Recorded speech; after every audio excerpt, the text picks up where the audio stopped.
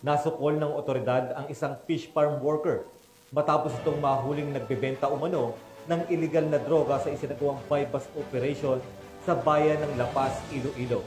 Nakatutok dyan si Patrolwoman Ledilyn Bansagon.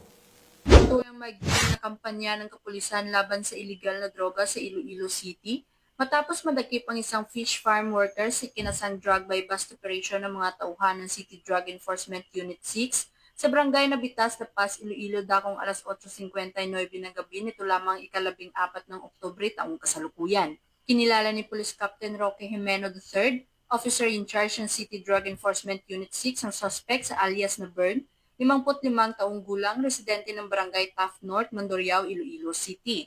Dagdag pa niya, sa kanyang pagtatanong kay alias Bern, ibinunyag nito na kinukuha umano ng suspect ang iligal na droga mula sa Barangay Bacau, Mandurriao, Iloilo.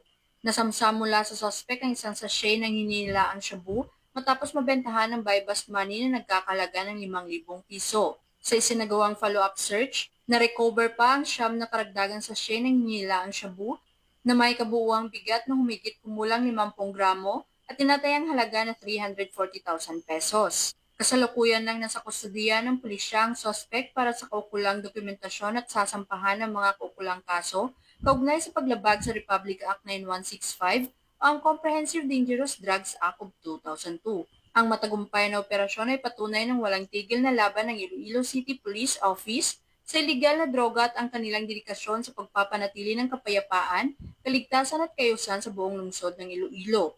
Alinsunod sa adhikain ng Philippine National Police na bagong PNP para sa bagong Pilipinas, serbisyong mabilis, tapat at nararamdaman.